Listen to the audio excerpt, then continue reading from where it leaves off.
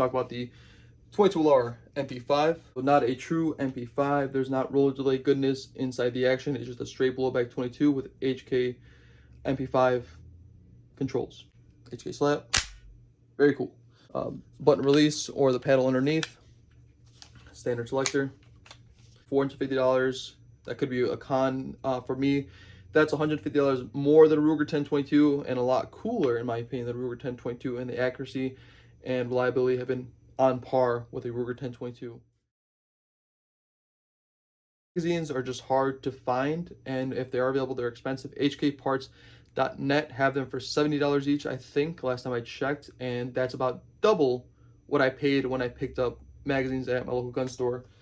I have the pistol and the rifle, so I already had 2 mags. I purchased 2 additional mags, so now I have 4 total. I do want to get one of the drums next that hold 50, but just for availability, that's negative, and the actual magazines that are out there, because for the 10 round mags for the states that have that as a law, you can't have more than 10 rounds a mag. They're the same length. I think they just add a little block underneath and only allow you to feed in 10, but they're the same length. I would buy some 10 round mags for the range if they were like half the length, just easier to shoot off a bench. But little stuff, that's a con. Because if you pick it up right now, you get 1 mag, and then trying to find other ones, it's gonna be a pain in the neck. Little stuff. There weren't a whole lot of accessories out there because the handguard, the end cap are not the same size as a standard MP5, so you can't just use those accessories on your 22, which is another negative in my opinion, but it's getting more available. For the handguard, this obviously can't add any lights, lasers, angle grips, but 1 pin, I can take this out and then throw on another handguard. That'll probably be next, and I plan on doing so down the line. For the end cap, again, this is not made by HK. Like, this is a random guy who made them, 3D printed them, sold them online. I picked it up.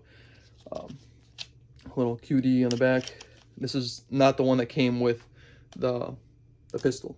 The rear sight. The rear sight's cool. You can adjust it for the different apertures, but it's just loose. I tightened down this screw with Loctite because it came loose, like the whole thing came loose, but now just the drum itself is always loose. I can still use the iron sights underneath this red dot because the riser gives me a little window there.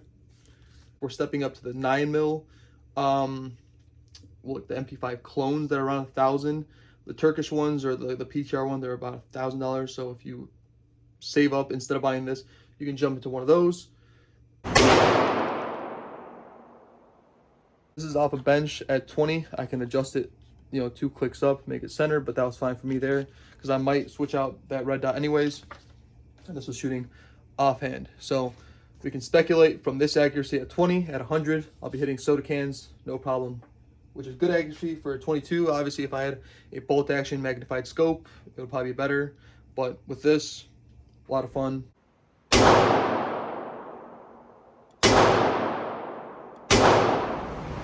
Iron sights. So we'll finish off the pros, because literally to get my stamp of approval, it literally just needs to run well. It has been reliable. I have a little over 600 rounds to this one without a single stoppage, even some subsonic ammo running through it. I did have some stoppages with the rifle. Not that there's anything inherently different between the two, same action inside, but I just got a little bit dirtier and had some more hang-ups with feeding. But little stuff there. After cleaning, lube, it's ran fine, even the cheap bulk ammo. I do plan on switching out some accessories on this. I think I mentioned like the handguard, adding a light to it, but little stuff, it's been fine, it's reliable. Magazines are still an issue to get, but still fun. I can't wholeheartedly recommend it because the mags are still an issue, and that it was after picking this up like 8 months ago. So in the past 8 months, mags are still an issue. Hopefully down the line into next year, hopefully become more available. Fingers crossed. And yeah, maybe the 9mm clones are more your speed. For me, this is fun. I can shoot it for cheap, and I can customize it to my heart's desire. And that's good enough for me. That is it for this video. Thank you guys very much for watching.